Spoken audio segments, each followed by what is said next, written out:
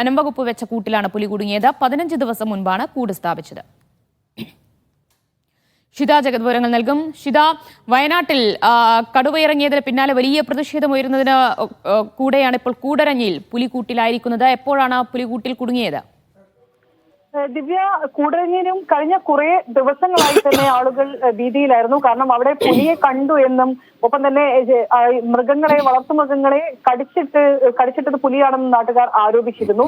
തുടർന്ന് ഒരു ദിവസമാണ് അവിടെ നിന്നും ഒരു വീട്ടമ്മ പുലിയെ കാണുന്നതും പുലിയെ കണ്ട് ഓടുന്നതിനിടയിൽ അവർക്ക് വീണ് പരിക്കേൽക്കുകയും ചെയ്തത്. അതിന് പിന്നാലെ തന്നെ വനം വകുപ്പ് അവിടെ പുലിയെ പിടികൂടാനുള്ള കൂട് സ്ഥാപിച്ചിരുന്നു. 15 ദിവസം മുൻപാണ് കൂട് സ്ഥാപിച്ചത്. ആ കൂട്ടിലാണ് ഇപ്പോൾ പുലി കുടുങ്ങിയിട്ടുള്ളത്.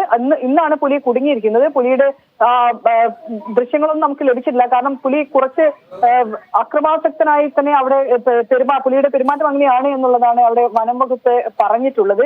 അപ്പോൾ ഈ ഏക ആശ്വാസം എന്ന് പറയുന്നത് ആ പുലി കുടുങ്ങി എന്നുള്ളതാണ്. കാരണം വളർത്തുമൃഗങ്ങളെ ഉൾപ്പെടെ ഉപദ്രവിക്കുകയും ആളുകൾ, പുറത്തിറങ്ങുന്ന ആളുകൾ ഈ പുലിയെ കാണുകയും ചെയ്യുന്നു എന്ന് പറഞ്ഞതുകൂടെ തന്നെ വലിയ ബുദ്ധിമുട്ടിലും വലിയ പേടിയിലും ഭീതിയിലുമായിരുന്നു അവിടെ ഉണ്ടായിരുന്ന ആളുകൾ.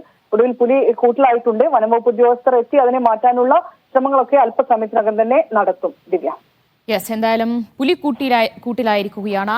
കൂടരഞ്ഞിയിലിറങ്ങിയ പുലിയാണ് കൂട്ടിൽ കുടുങ്ങിയത്. 15 ദിവസം മുൻപ് വനം വകുപ്പ് സ്ഥാപിച്ച കൂട്ടിലാണ് ഇപ്പോൾ പുലി കുടുങ്ങിയിരിക്കുന്നത്. വിവരങ്ങളാണ് ഷിത ജഗത് നൽകിയത്.